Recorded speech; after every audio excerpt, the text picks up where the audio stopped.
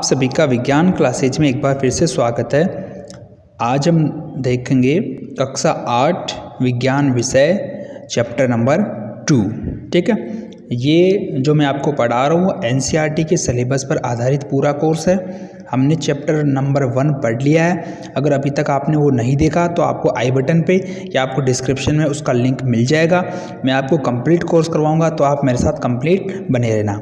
देखो, मैं एक बात आपको बताना चाहता हूँ, अगर आप आगे वीडियो लेना चाहते हो या आगे आप मेरे साथ पढ़ना चाहते हो तो प्लीज़ कमेंट करके ज़रूर बताइएगा कि आप इतने स्टूडेंट हैं मेरे पास में या मेरे साथ में इतने स्टूडेंट हैं जो पढ़ना चाहते हैं, ताकि आप लोगों के लिए मैं और अच्छी मेहनत करने की कोशिश करूं। और एक बात और है, मैं आपको इसके डिस्क्रिप्शन में एक लिंक प्रोवाइड करवा दूंगा जिससे आप इसके क्वेश्चन आंसर भी डाउनलोड कर सकते हैं। अगर आप चाहेंगे तो मैं अलग से वीडियो बना दूंगा सेपरेट, या इस वीडियो के लास्ट में आपको कुछ बातें बता दूंगा, उसमें आपके सारे डाउट्स क्लियर कर दूंगा। ठीक है, तो करते हैं अपने वीडियो को स्टार्ट। सूक्ष्म जीव, मित्र और शत्रु। आपको पता है दो ही होते हैं, या तो दुश्मन होता है या अपना दोस्त होता है। आपके भी क्लास में बहुत सारे दोस्त होंगे और एक ऐसे दुश्मन भी होंगे। देखो, दुश्मन नहीं कह सकते आप लोगों के लिए, आप लोगों के लिए कह सकते हैं अपन शत्रु होते हैं, या जिससे अपनी अनबन होती है। तो हर चीज़ के दो पहलू होते हैं। एक तो मित्र होता है जो अपना भला चाहता है, और एक शत्रु होता है जो अपना विनाश करता है या अपने बारे में बुरी बुरी बातें सोचता है। तो उसी प्रकार एक शब्द है अपने पास में सूक्ष्म जीव। तो देखो, सूक्ष्म जीव है क्या? सूक्ष्म का मतलब होता है बेटा छोटा। सूक्ष्म का मतलब क्या होता है? छोटा। जीव का मतलब एक छोटा जीव, ऐसा जीव जिसको अपन आंखों से देख नहीं सकते। यानी इसकी परिभाषा क्या होगी कि सर वह जीव या वह जिसको अपनी आंखों से नहीं देख सकते हैं, वे सभी सूक्ष्म जीव कहलाते हैं। तो बोलोगे सर हमें पता कैसे लगा अब इसका? बेटा देखो, इसका पता हमें ऐसे लगा कि हमने दूरबीन की मदद से या माइक्रोस्कोपी की मदद से या किसी यंत्रों की मदद से अगर अपन उस जीव को देखते हैं तो हमें वो दिखाई देंगे। अगर अपने पास में यंत्र वगैरह नहीं है तो हमें वो दिखाई नहीं देते हैं। ठीक है, तो उम्मीद करता हूँ आपको परिभाषा समझ में आ गई होगी। तो देखते हैं अपन। आपने अपने आसपास के स्थानों पर पौधों व जंतुओं सहित अनेक सजीव देखे। सजीव का मतलब आपको पता है जो चलते फिरते हैं, श्वास लेते हैं, अपने दिनचर्या के कार्यक्रम करते हैं। परंतु कुछ जीव ऐसे भी हैं जिन्हें हम बिना यंत्र की सहायता से केवल आंखों से नहीं देख सकते। यानी कि सीधी सी बात होगी, जिनको अपन अपनी खुली आंखों से, नंगी आंखों से नहीं देख सकते, वो सारे सूक्ष्म जीव हैं। अपन अब उनको देखेंगे कैसे? सूक्ष्मदर्शी यंत्रों के द्वारा या मशीनों के द्वारा अपन उसको देख सकते हैं। जैसे कि वर्षा ऋतु में नम ब्रेड, नम का मतलब गीली ब्रेड यानी हल्की, जिसमें थोड़ी बहुत नमी रहती है, रोटी सड़ने लगती है तथा इसकी सतह पर काले धब्बों से ढक जाती है। अरे समझो इस चीज़ को। देखो, जैसे मान लो कोई भी चीज़ हो, जैसे मान लो आपने सब्जी बनाई तो 1 या 2 दिन में या 1 ही दिन में खराब हो जाती है। खराब क्यों होती है? उसका कारण क्या है? उसका कारण होते हैं ये सूक्ष्म जीव। याद रखना बच्चों, अपनी सब्जी खराब क्यों हो रही है, रोटी खराब क्यों हो रही है, या खाने पीने की चीज़ें खराब क्यों होती है? सूक्ष्म जीवों के कारण। एक्चुअल में क्या होती है, वो उसका अपने खाने पीने की चीज़ों में पैदा हो जाते हैं वो। अब एक बात नोट करो, जैसे अपन आज घर पर अचार वगैरह बनाते हैं तो अचार में अपन क्या करते हैं, उसमें पका के उसमें तेल डालते हैं। अब तेल क्या काम करेगा बेटा? तेल ये काम करेगा कि वह सूक्ष्म जीवों को सड़ने से बचाएगा। कैसे? देखो, मैं आपको एक चीज़ दिखाता हूँ इसमें। देखो, समझो मेरे पास में, आराम से समझ लो। ठीक है, जैसे मान लो ये अपना अचार का डिब्बा है। ठीक है, आराम से देख लो थोड़ा सा वीडियो में। जैसे मान लो अचार का डब्बा, इसमें हमने क्या भर दिया? इसमें अचार भर दिया मान लो। ठीक है, ये क्या अपना अचार, या जो भी आप जैम जेली जो भी कुछ खाना पीना चाहते हो वो है अचार। ये अपन ने क्या भर दिया? इसको तेल से भर दिया। ठीक है, जो भी आप तेल खाते हैं कुकिंग ऑयल से आपने इसको भर दिया और आपने इस ढक्कन को पूरा पैक करके बंद कर दिया। तो एक बात नोट करो, ये अचार आपका 2 महीने, 4 महीने, 6 महीने खराब नहीं होता है। नहीं होता ना बेटा? क्यों नहीं होता है? अब मैं आपको रीजन बताऊँ क्यों। क्योंकि देखो, जो अचार के ऊपर जो तेल है या जो तेल है वो किसका काम करता है? यहाँ पर दीवार का काम करता है। किसकी दीवार का काम करता है? सूक्ष्म जीव और अचार के बीच में एक दीवार बना देता है।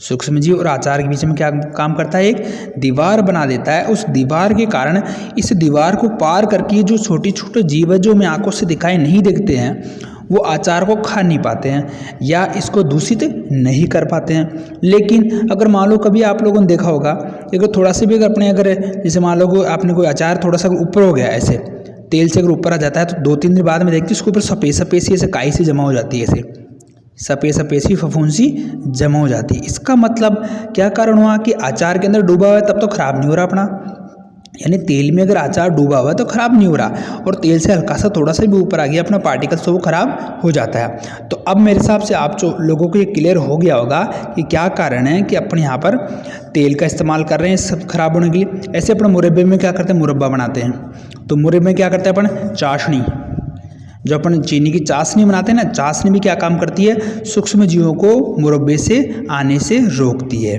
जिससे क्या होगा, सूक्ष्म जीव अंदर नहीं आ पाएंगे, अपनी जो खाद्य सामग्री है वो खराब नहीं होती है। जैसे आप लोगों रसगुल्ला तो सबने खाया होगा, तो रसगुल्ले में देखा होगा आप लोगों ने कुछ चाशनी में डूबा होता है, ठीक है, और कितने दिनों तक चलता है, आराम से ख़राब नहीं होता। अगर उस पानी से हटा के देख लो आप लोग, जल्दी ख़राब हो जाएगा, ठीक है। तो ये होते हैं बेटा सूक्ष्म जीव। देखो किसी भी टॉपिक को पढ़ना हो तो पहले आप उसको बेसिक पढ़ लिया करो, बेसिक समझ जाओगे तो आपको आगे सारी चीज़ें क्लियर हो जाएगी, ठीक है। और मैं इस एक वीडियो में आपका पूरा लेसन कंप्लीट कराऊंगा, ठीक है।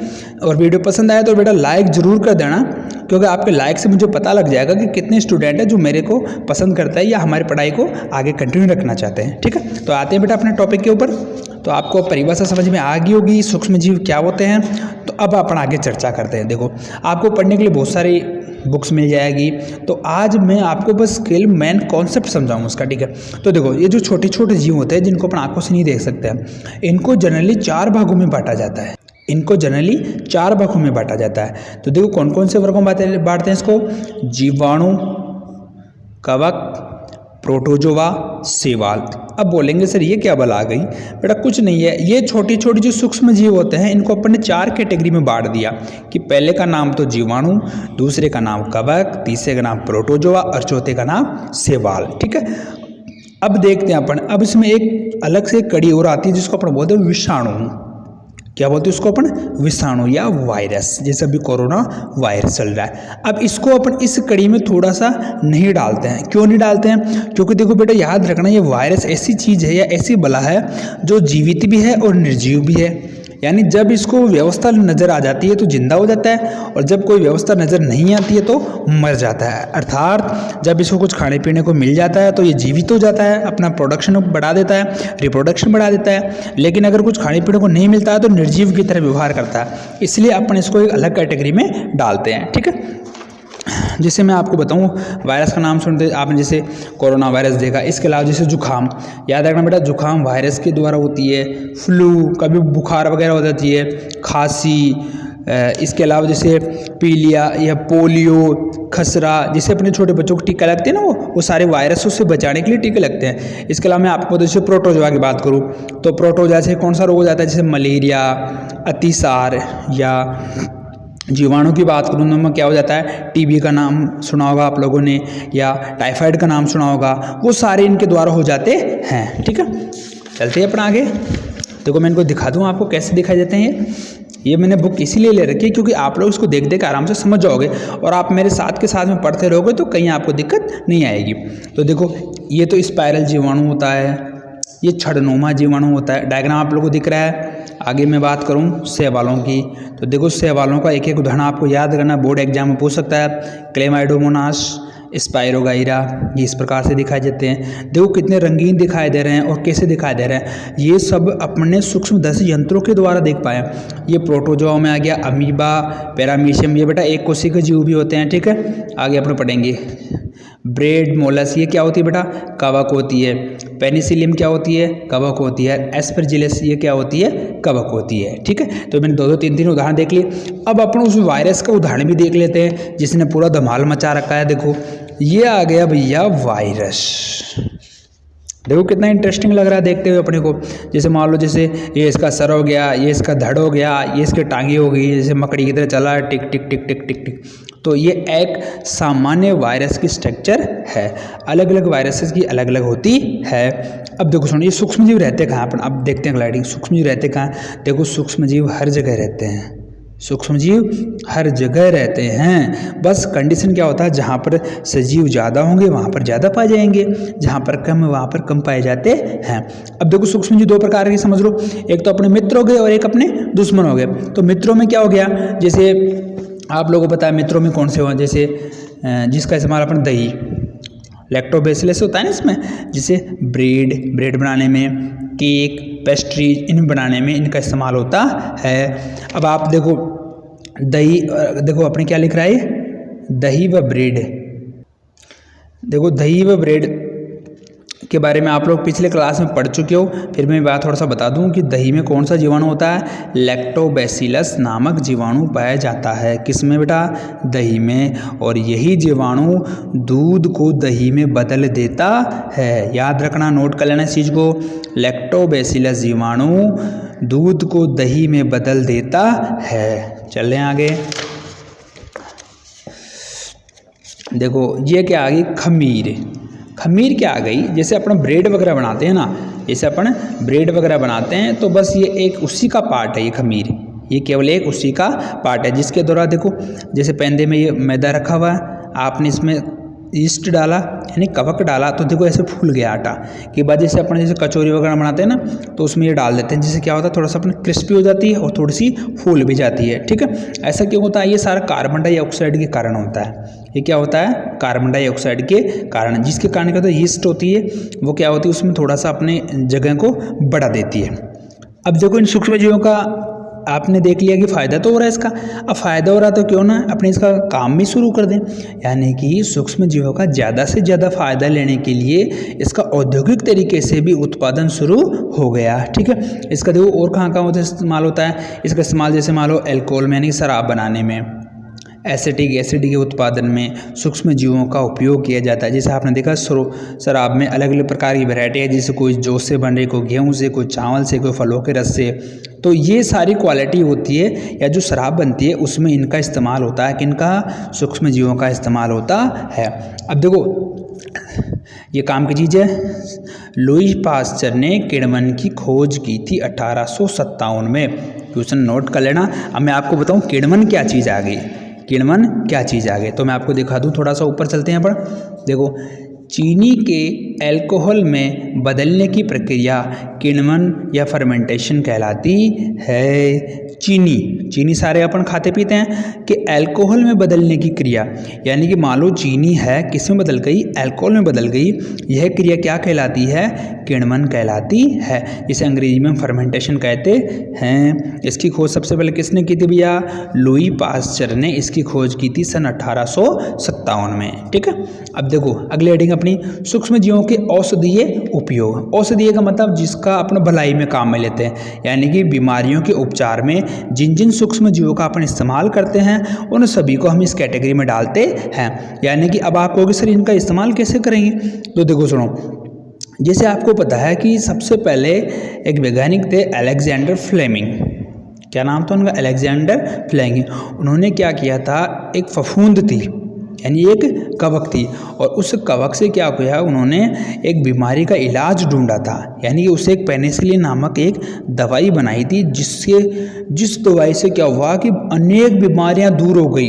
यानी कि उसके जब टीके लगे लोगों को यानी इंजेक्शन लगे तो उससे क्या हुआ, जल्दी से जल्दी लोग ठीक होने लगे। अर्थात सर ऐसी बीमारियां भी होती है जिनको अपन ठीक कर सकते हैं, किनसे, सूक्ष्म जीवों के द्वारा। ठीक है, तो इन्हें औषधियों को अपन क्या बोलते हैं, प्रतिजैविक या एंटीबायोटिक, क्या बोलते हैं इनको, प्रतिजैविक या एंटीबायोटिक। इनकी मदद से क्या करते हैं, अपन जो बीमारियां होती है उनको दूर कर सकते हैं। ठीक है, तो याद रखना आप लोगों को। जैसे अब देखो, अब बात इंसानों के लिए क्या, जानवरों के लिए भी हो रही है, यानी अगर मान लो कोई जानवर है उसमें बीमारी हो रही है तो उसका इलाज भी अपन इसी सूक्ष्म जीवों के द्वारा कर सकते हैं, यानी उनके लिए भी अपन एंटीबायोटिक बना सकते हैं। ठीक है, जैसे मान लो कई बार जैसे बुखार वगैरह कुछ ऐसी बीमारी होती है जिसमें अपने एंटीबायोटिक वगैरह दी जाती है, या आप जैसे बचपन में छोटे तो आपने पोलियो की दवाई पी होगी, या इसके अलावा जैसे छोटे से लेकर 5 साल तक के बच्चों को टीके भी, वैक्सीन भी तो लगते हैं ना। ठीक है, तो वो वैक्सीन किससे बन रहे हैं, वो वैक्सीन बन रहे हैं सूक्ष्म जीवों के द्वारा। तो अगली हेडिंग अपनी वैक्सीन।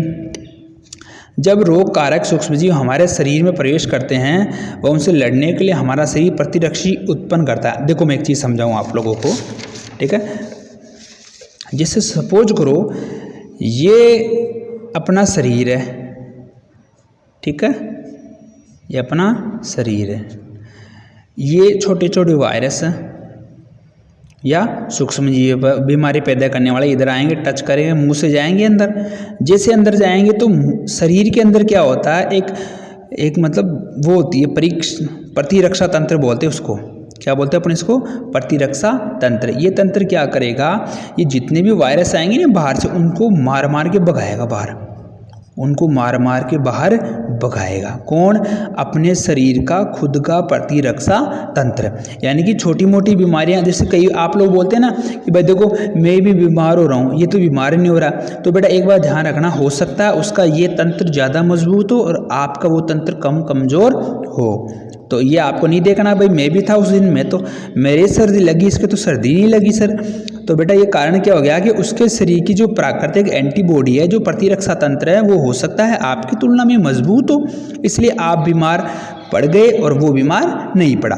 तो इसको अपन बोलते हैं प्रतिरक्षा तंत्र। ठीक है, तो समझ में आ गई मेरी बात में? क्या समझा रहा हूँ मैं आपको कि प्राकृतिक तरीके से भी सभी सजीवों में प्रतिरक्षा तंत्र पाया जाता है, जिससे वो छोटी मोटी बीमारियों से आसानी से लड़ लेते हैं। ठीक है, तो अब आगे देखें, चलिए आगे चलते हैं। तो देखो आप लोगों ने टीके वगैरह बचपन में सबने लगवाए होंगे, और नहीं लगवाए तो एक बार मम्मी से ज़रूर पूछ लेना, उन्होंने आपके टीके सारे लगवाए हैं। जैसे चेचक का हो गया, पोलियो का होगा, आपको पता है ना भारत पोलियो मुक्त हो चुका है। ठीक है, तो ये सारा क्यों संभव हुआ? क्योंकि सभी बच्चों के 5 साल तक के सभी बच्चों के टीके या उनके मुंह में खुराक दी गई है। खुराक देखो 2 प्रकार से देते हैं, या तो इंजेक्शन दे देते हैं या फिर टीके की मदद से दे देते हैं। ठीक है, अगला अपन हेडिंग पर आप लेके और इसको पढ़ के देख लेना, सारी बातें जो है काम की वो मैंने समझा दी। एक पॉइंट है थोड़ा सा उसको देख लेना। एडवर्ड जेनर ने चेचक के लिए 1798 में चेचक के टीके की खोज की। चेचक का टीका का मतलब क्या हो गया? चेचक बीमारी की दवाई। चेचक बीमारी की दवाई, इसकी खोज किसने की? सन 1798 में एडवर्ड जेनर ने। ठीक है, अगला हेडिंग अपना मिट्टी की उर्वरकता में वृद्धि। अब देखो सुनो, अपन क्या पढ़ रहे हैं? मित्र यानी अपने दोस्त वाले सूक्ष्म जीव पढ़ रहे हैं। तो कुछ ऐसे सूक्ष्म जीव भी होते हैं जो हमारे खेत की जो मृदा है उसकी उर्वरक क्षमता को बढ़ा देते हैं या उसकी उपजाऊ क्षमता को बढ़ा देते हैं। ठीक है, तो वो जैसे उनमें है जीवाणु है, जैसे नील हरित शैवाल, ये क्या करते हैं? अपने खेत की जो मृदा है उसकी पैदावार को बढ़ा देते हैं। क्या करते हैं? वो पेड़ पौधों में या हमारी मृदा में नाइट्रोजन की मात्रा को बढ़ा देते हैं। ठीक है, अगला चलते हैं अपन। अगर फिर भी कोई कमेंट है तो मुझे कमेंट कर दिया करो आप। ठीक है, आपके जितनी ज़्यादा कमेंट आएंगे मुझे उतना ही अच्छा लगेगा और मैं खुद मोटिवेट होऊंगा कि हाँ मैं बच्चों के लिए और अच्छा करने की कोशिश करूंगा। ठीक है, अब देखो नाइट्रोजन स्थिरीकरण साइनोबैक्टीरिया एक नीलहरी शैवाल इसका डायग्राम बता रहा है। देखो ये काम क्या आ गया सर, ये क्या चीज़ है, आप क्या बता रहे हो, समझ में नहीं आया। तो सोचो, देखो पेड़ पौधे हैं वो भी तो बेचारे खाना बनाते हैं, पेड़ पौधे भी तो खाना बनाते हैं ना। तो पेड़ पौधों को खाना बनाने में नाइट्रोजन स्थिरीकरण एक प्रक्रम होता है ना, एक प्रोसेस होता है जिसकी मदद से क्या होता है, पेड़ पौधों का जीवन में अपन आगे बढ़ता है। ठीक है, और वो क्या करते हैं आपको पता है ना, वो भी ऑक्सीजन देते हैं हमें, वो भी हमें ऑक्सीजन देते हैं, हमें छाया देते हैं, हमारे वातावरण को ठंडा रखते हैं, हमें फूल पत्तियां देते हैं। तो आपको भी बच्चों पेड़ पौधों को बचा के रखना है, पेड़ पौधों को काटना नहीं है, उखाड़ना नहीं है, घर पे एक एक पौधा जरूर लगाएंगे। देखो पर्यावरण का शुद्धिकरण करते हैं, कौन करते हैं? हमारे पादप करते हैं पर्यावरण को शुद्धिकरण। आप भी जानते हो, कैसे जानते हो? मैं आपको थोड़ा सा समझा देता हूँ। इधर चाहिए, देखिए ये हमारा पौधा है, ठीक है, ये हमारा पौधा है। सपोज कीजिए इसकी जड़ें हैं, ये इसका तना है, इसकी पत्तियां हैं। ये क्या करते हैं? श्वसन में, केवल श्वसन में आप छोड़ दो इसको, प्रकाश संश्लेषण में, प्रकाश संश्लेषण के समय क्या करते हैं? ये CO2 को लेते हैं और ऑक्सीजन को देते हैं और उसी ऑक्सीजन को हम ग्रहण कर लेते हैं। लेकिन ध्यान रखना बच्चों, श्वसन के समय ये भी ऑक्सीजन ही लेते हैं। तभी तो रात को कहते हैं ना अपने बड़े बुजुर्ग वाले कि भाई बरगद के पेड़ के नीचे नहीं सोना चाहिए। क्यों? क्योंकि बरगद का पेड़ है, बड़ा पेड़ है, तो हो सकता है वो ज़्यादा मात्रा में CO2 बाहर निकाले। ठीक है, याद रखना से बात करते हो। श्वसन की बात करूँ मैं, श्वसन में तो जैसे अपन श्वास लेते हैं ना, वैसे इनका भी सिस्टम लेते हैं, वो भी ये भी ऑक्सीजन लेते हैं, CO2 छोड़ते हैं। लेकिन प्रकाश संश्लेषण का मतलब जब पेड़ पौधे सूर्य के प्रकाश में जब खाना बनाते हैं तो उससे उल्टा करते हैं अपने से। उस समय क्या करते हैं, जो अपन गैस छोड़ते हैं कौन से CO2, उसको ले लेते हैं और हमें प्राण वायु ऑक्सीजन दे देते हैं। यानी कि ये क्या करें, वायुमंडल में फिल्टर का काम कर रहे हैं। ठीक है, तो बेटा ये अपन ये देख लिए, सारे मित्र दोस्तों को देख लिया हमने। अब थोड़ा बहुत अपनी क्लास के दुश्मनों को भी देख लिया, जो दिन भर अपनी चुगली करते रहे कि सर ये इसने ये कर दिया, इसने ये कर दिया, ये आज ये होमवर्क पूरा करके नहीं लाया, आज इसने अपनी दीदी से होमवर्क करवा लिया। तो अपन अब देख लेते हैं हानिकारक सूक्ष्मजीव। तो देखो सूक्ष्मजीव, हानिकारक का मतलब नाम से पता, हानि का मतलब नुकसान, नुकसान देने वाले सूक्ष्मजीव इसी कैटेगरी में आते हैं जिन्हें हम रोगाणु या रोगजनक भी कहते हैं। रोगाणु को मतलब रोगों को उत्पन्न करने वाले, बीमारियों को उत्पन्न करने वाले, और रोगजनक का मतलब जिनके द्वारा या जिनकी मदद से बीमारियां पैदा होती है। ठीक है, अभी क्या करते हैं, अधिकतर अपने को बीमार कर देते हैं।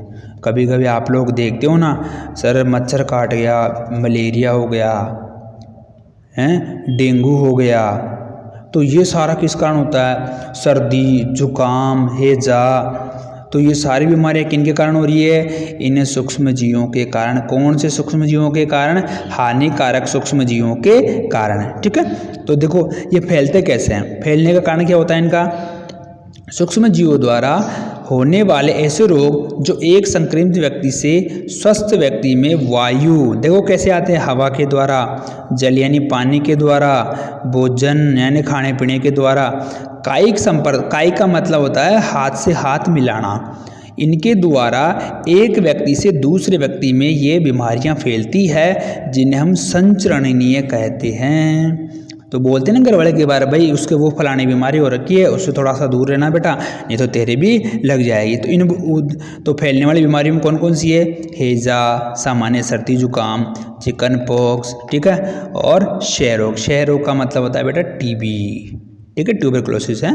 तो ये क्या होते हैं, अब देखो जब जुकाम से पीड़ित व्यक्ति छींकता है तो सूक्ष्म बूंदों के साथ में हजारों वायरस वायु में आ जाते हैं, और ये वायरस क्या होंगे, जो स्वस्थ व्यक्ति होगा उसके फेफड़ों में चले जाएंगे और वहाँ पर भी उसको बीमार कर देते हैं। तभी तो बोला जाता है छींकते समय मुँह के ऊपर रुमाल वगैरह रखनी चाहिए, इसका कारण यही है। अब आगे देखो मच्छर है, कौन सा मच्छर है, ये दिख रहा है तुम लोगों को मच्छर, ये वही मच्छर है जो अपने को काटता है। तो मच्छर है प्लाज्मोडियम, यानी ये कौन सी बीमारी पैदा करता है, सर मलेरिया। प्लाज्मोडियम मलेरिया का परजीवी है, मादा एडिज मच्छर डेंगू के वायरस का वाहक का मतलब है लाने ले जाने वाले, ट्रांसपोर्ट करने का। हम मलेरिया अथवा डेंगू का नियंत्रण किस प्रकार कर सकते हैं, सीधी सी बात है, मैं आपको बता दूं कि हमें इस कभी भी पानी को रुकवा नहीं रहना चाहिए। कूलर, टायरों, फूलदानों, यानी बरसात का पानी भरा नहीं हो, यानी मतलब कचरा पट्टी बिल्कुल मत रखो, साफ सफाई रखो, बीमारियां दूर रहेगी। आगे चलते हैं, देखो मनुष्य में सूक्ष्म जीवों द्वारा होने वाले रोग कौन कौन से हैं, तो देखो इसमें कौन सा है, क्षय रोग यानी TB रोग, किसके कारण होता है, जीवाणु के द्वारा। फैलने का तरीका क्या है, वायु। इसी प्रकार खसरा, चिकन पॉक्स, पोलियो, ये सारे वायरस के द्वारा, वायरस ये सारे सूक्ष्म जीव मैंने आपको बता दिए हैं। फैलते कैसे हैं, संचरण का मतलब फैलने का तरीका वायु के द्वारा, ये वायु भी हो सकता है और डायरेक्ट भी हो सकता है, वायु और पानी के द्वारा हो सकता है। इलाज क्या है इनका, टीकाकरण जो अपने बचपन में लगा दिया जाता है।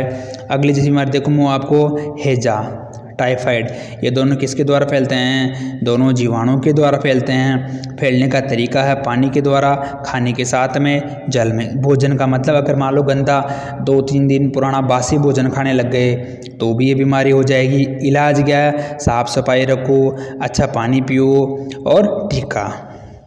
अगला हेपेटाइटिस ए, ये वायरस के द्वारा फैलता है। संचरण का माध्यम क्या है, पानी। इलाज क्या है, अच्छा पानी पियो, उबला हुआ पानी पियो जिसमें बीमारियां न हो।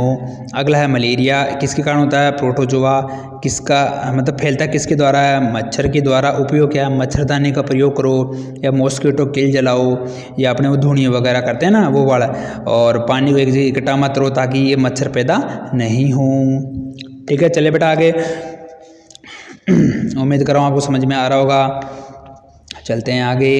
जंतुओं में रोग कारक जीवाणु। तो देखो रॉबर्ट कोच ने सन 1876 में बैसिलस एंथ्रेसिस नामक जीवाणु की खोज की थी जो एंथ्रेक्स रोग का रोग कारक है। तो देखो इस दिशा में बाद में धीरे धीरे लोगों को पता लगने लगा कि यार ये जो बीमारियां हो रही है वो कर कौन रहा है, हमें दिख भी नहीं रहा है, दिखेंगे कहाँ से, ये सूक्ष्म जीव कर रहे थे बीमारियां। तो इसकी दिशा में सबसे पहले खोज हुई थी एंथ्रेक्स नामक जो बीमारी थी उसको किसने खोजा, 1876 में रॉबर्ट कोच ने। और उन्होंने बताया कि जो एंथ्रेक्स बीमारी है वो बैसिलस एंथ्रेसिस नामक छोटे जीव के द्वारा होती है। ठीक है, और ये बीमारी क्या है, ये अपने जो पशु होते हैं ना उनके मुंह में या उसके जो पैर के जो खुर होते हैं उनमें पैदा होता है। ठीक है, अब देखो अगली हेडिंग है पौधों में रोग उत्पन्न करने वाले सूक्ष्म जीव। पौधों में जैसे आप लोगों ने कभी पेड़ पौधे देखे होंगे तो देखो कुछ कईयों की पत्तियां कटी फटी होती है, कईयों के बीच में छेद होते हैं, कईयों की पीली पड़ जाती है, तो वो सारा इन सूक्ष्म जीवों की वजह से होता है।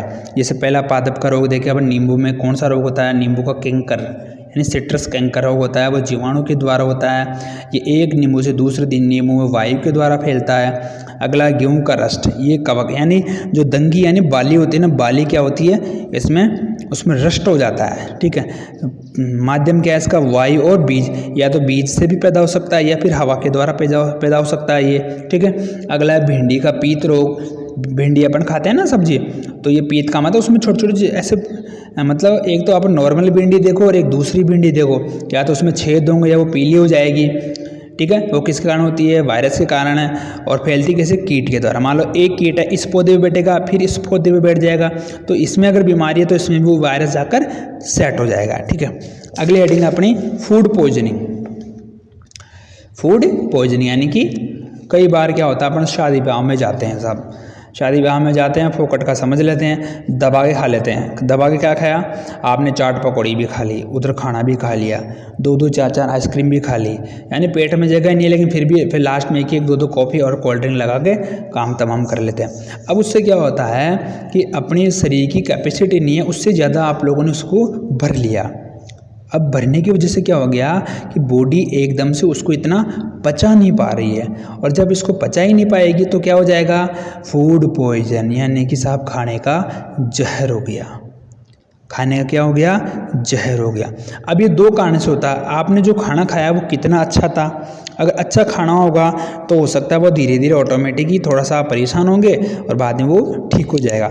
लेकिन अगर आपने जो खाना खाया वो खाना ही अगर गंदा था, अगर उसमें सूक्ष्म जीव लगे हुए थे या थोड़ा बहुत ऐसे बिना साफ सफाई से बनाया हुआ था, तो आप लोग बीमार ज़रूर हो जाते हैं, जिसमें उल्टी दस्त हो गया या आप लोगों को चक्कर आ जाएंगे, फिर आप लोगों को हॉस्पिटल की खटिया पकड़ लेनी पड़ेगी। ठीक है, तो हमारे भोजन में उत्पन्न होने वाले सूक्ष्म जीव कभी कभी विषैले पदार्थ उत्पन्न करते हैं जो भोजन को जहरीला बना देते, विषाक्त। इससे क्या होगा कि इससे बीमारी हो जाएगी, यानी हमारे भोजन में उत्पन्न होने वाले सूक्ष्म जीव कभी कभी विषैले पदार्थ पैदा करते हैं, यानी जो हमारे भोजन में नॉर्मल तरीके से रहते हैं लेकिन कभी कभी क्या करते हैं वो बीमारियों को ज़्यादा कर देते हैं, जिसको अगर आपने सेवन कर लिया है, अगर आपने उसको ग्रहण कर लिया तो व्यक्ति भयंकर रूप से रोगी हो जाता है या कभी कभी उसका राम नाम सत्य भी हो जाता है। ठीक है, तो इसका इलाज यही है कि भैया अपने घर का खाना खाओ और ऐसा खाना खाओ जिस पे आपको विश्वास हो कि हाँ भाई ये अच्छे तरीके से खाना बनाता है। अगली हेडिंग है खाद्य परिरक्षण।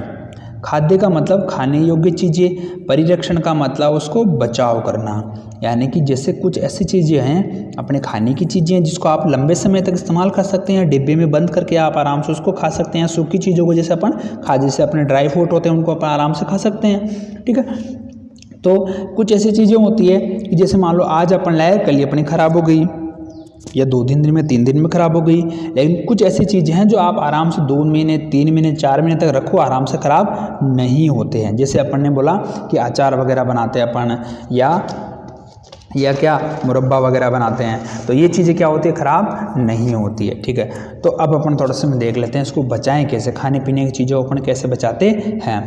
तो देखो नमक और खाद्य तेलों का उपयोग सूक्ष्म जीवों की वृद्धि रोकने के लिए सामान्य रूप से किया जाता है, अतः इन्हें परिरक्षक कहते हैं। जैसे अभी मैंने आपको बताया ना, जैसे अपन अचार वगैरह बनाते हैं तो उसमें खाद्य तेल का इस्तेमाल भी करते हैं, उसमें नमक का इस्तेमाल भी करते हैं। जैसे कभी आपने बाजार से कुछ लेके आए हो तो देखा होगा आपने उसमें थोड़ा सा नमक ज़्यादा आता है, वो ज़्यादा नमक इसीलिए आता है ताकि अपनी जो खाद्य सामग्री है वो जल्दी ख़राब नहीं होती है। ठीक है, तो उसका उदाहरण क्या है, सोडियम बेंजोएट और सोडियम मेटासल्फाइड।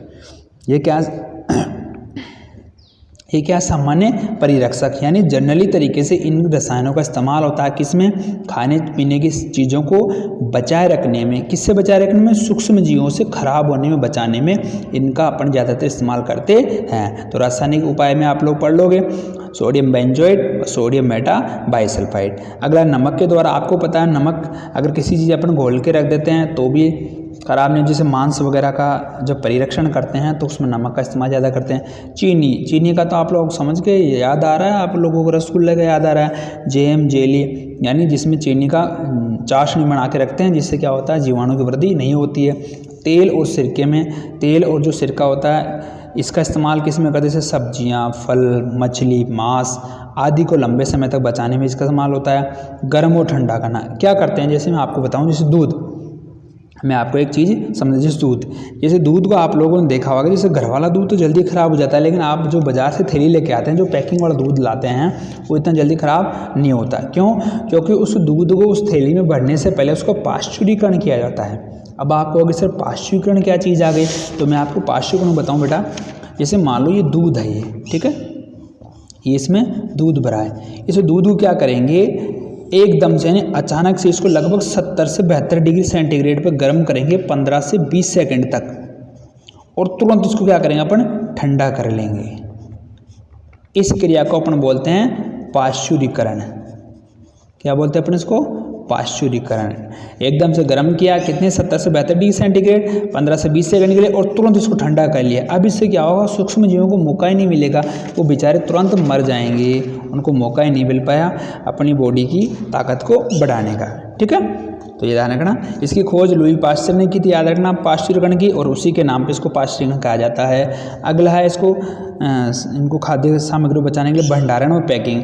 आजकल आप लोगों ने देखा होगा, मतलब बड़ी आराम से डिब्बा बंद आता है जिसमें हवाई नहीं घुस पाएगी। अब हवाई नहीं घुस पाएगी तो उसका खराब होने का डर भी कम हो जाता है। ठीक है, अगले हेडिंग अपनी नाइट्रोजन स्थिरीकरण। इस नाइट्रोजन तो आप लोग जानते हैं वायुमंडल में लगभग 78 से 79% तक नाइट्रोजन पाई जाती है। अब वो नाइट्रोजन पेड़ पौधे क्या होते हैं, सीधा तो ले नहीं पाते हैं, नाइट्रोजन को पेड़ पौधे डायरेक्ट ले नहीं सकते। तो अब एक वह विधि जिसके द्वारा वायुमंडल के नाइट्रोजन को पेड़ पौधे ले सकते हैं, वह नाइट्रोजन स्थिरीकरण कहलाता है। ठीक है, तो इसके लिए अपन क्या पढ़ते हैं, थोड़ा सा नाइट्रोजन चक्र को इधर पढ़ लेते हैं। हमारे वायुमंडल में 78% नाइट्रोजन गैस है। देखो सुनो बेटा, एक काम जरूर करोगे आप लोग, अपने जितने भी अपने फ्रेंड्स हैं उनको आप सभी को वीडियो शेयर कर दिया करो, ताकि जितने ज़्यादा होंगे उतना ही मैं आपके लिए कुछ अच्छा करने की कोशिश करूँगा। तो जितने भी आपके दोस्त हैं उनको वीडियो शेयर कर दो कि लो भैया, अगर आपको खुद को अच्छा लग रहा है तो, अगर खुद को अच्छा नहीं लग रहा है तो फालतू में किसी को वीडियो शेयर मत करना। ठीक है, तो अपन नाइट्रोजन चक्र देखते हैं। देखो अब आपको पता है ये अपनी मिट्टी है, इस मिट्टी में क्या मौजूद है, नाइट्रोजन मौजूद है। इस नाइट्रोजन को कौन ग्रहण कर रहा है, पेड़ पौधे। कौन ग्रहण कर रहा है इसको, पेड़ पौधे। एक तो ये तरीका है, और एक इधर से इधर घूम के आ रहा है। देखो थोड़ा सा ध्यान देखो, चक्र देखो, ये बात तीर के निशान देखो आप लोग, मैं आपको बेसिक बताऊं, पहले तीर के निशान दिख रहे हैं आप लोगों को। तो अब आपको पता है वायुमंडल में कितने % नाइट्रोजन है सर, 78% नाइट्रोजन है। इसको पेड़ पौधे क्या डायरेक्ट ले पा रहे हैं क्या, नहीं सर, बिल्कुल नहीं ले पा रहे। तो फिर किस तरीके से, इस मेथड के द्वारा पेड़ पौधे इसको ले पा रहे हैं, इस मेथड के द्वारा पेड़ पौधे इसको ले पा रहे हैं, और इसे हम नाइट्रोजन चक्र कहते हैं। ठीक है, तो देखो समझ ले अपन। तो वायुमंडल की नाइट्रोजन है, आसमान में बिजली चमकेगी, तड़केगी, भड़केगी, कड़केगी। तड़ित का मतलब क्या होता है, बिजली का कड़कना, तड़कना, भड़कना। अब जिसके कारण क्या होगा, ये जो वायुमंडल की जो बिजली जो कड़केगी, तो जिससे क्या होगा कि जो नाइट्रोजन होगी, जो वायुमंडल की नाइट्रोजन होगी, वो मृदा में आ जाएगी। दूसरे तरीके क्या होगा, वायुमंडल की नाइट्रोजन जिसको मृदा में जो छोटे छोटे सूक्ष्म जीव रहते हैं, जैसे एजिटोबैक्टर हो गया, नीलहरित शैवाल हो गया, ये क्या करेंगे, वायुमंडल की सीधी नाइट्रोजन को ग्रहण करेंगे और अपनी खुद की मदद से पेड़ पौधों को अवेलेबल करवा देंगे, जिससे पेड़ पौधे उसको ग्रहण कर लेते हैं। ठीक है, दो तरीके से आ गया। अब ये पेड़ पौधे ले लिए, अब इसको कौन खाएगा, जंतु खा जाएंगे, जानवर खा गए, इनको खा लिया। अब इनके द्वारा जो उत्सर्जन होगा वो वायुमंडल में चला जाएगा, कुछ अपनी मिट्टी में तो उत्सर्जन करेंगे इसका, तो वो क्या होगा, वापस ही मिट्टी में इसका उत्सर्जन हो जाएगा। यानी नाइट्रोजन इधर से लिया अपन ने, इधर इसका पेड़ पौधे में आया, और इधर से वापस इधर आ गया। तो ये क्या होगा, वापस गैसीय रूप में वायुमंडल में चला जाएगा। इस प्रकार से हमने इस नाइट्रोजन का इधर से यूज किया, इधर हमने काम में लिया, इधर से वापस इसको स्पेस से छोड़ दिया। ठीक है, तो ये हो गया आपका नाइट्रोजन चक्र। देखो आपका लेसन भी पूरा हो गया। ये लो भैया आपका लेसन कंप्लीट हो जाता है। अब आप लोगों को अगर इसके क्वेश्चन आंसर करने हैं, अगर आप चाहते हो कि सर वीडियो बनाएं अलग से, तो मैं वीडियो भी बना दूंगा। और अगर आप चाहते हैं सर हमें डायरेक्ट क्वेश्चन आंसर बता दीजिए, तो आपको वीडियो के डिस्क्रिप्शन में इसका लिंक मैं अवेलेबल करा दूंगा, जहां से आप लोग इसको सीधा डाउनलोड कर सकते हैं। ठीक है, तो अगले वीडियो में हम पढ़ेंगे कौन सा लेसन, संश्लेषित रेशे और प्लास्टिक। लेकिन कब, जब आप लोगों के कमेंट आएंगे तब। कम से कम मेरे पास में 10 स्टूडेंट्स के कमेंट्स आएंगे, उसी के बाद में मैं आप लोगों के लिए नेक्स्ट वीडियो तैयार करूंगा। ठीक है, उम्मीद करता हूँ आपको वीडियो पसंद आया तो अपने दोस्तों के साथ में इसको शेयर करो, ज़्यादा से ज़्यादा शेयर करो। क्योंकि देखो, और आप लोगों का अगर मुझे सपोर्ट मिलेगा तो मैं आपके लिए रेगुलर वीडियो बनाऊँगा। ठीक है, क्योंकि देखो आप भी समझते हो अगर मेरा कोई पढ़ने वाला नहीं होगा तो मैं वीडियो के लिए मेरा मोरल डाउन हो जाता है। तो आप आराम से अपने दोस्तों के साथ में उसको शेयर करो, वीडियो को लाइक कीजिए। और अगर आपके कुछ सवाल जवाब है तो मुझे कमेंट करके ज़रूर बताइए। आप कमेंट नहीं करते हैं, ठीक है, कोई प्रश्न है तो मुझे कमेंट करके मुझे कमेंट करो, मैं आपको जवाब ज़रूर देने की कोशिश करूँगा। ठीक है, आज के लिए मैं इतना ही, मिलते हैं अगले नेक्स्ट वीडियो में। जय हिंद, जय भारत।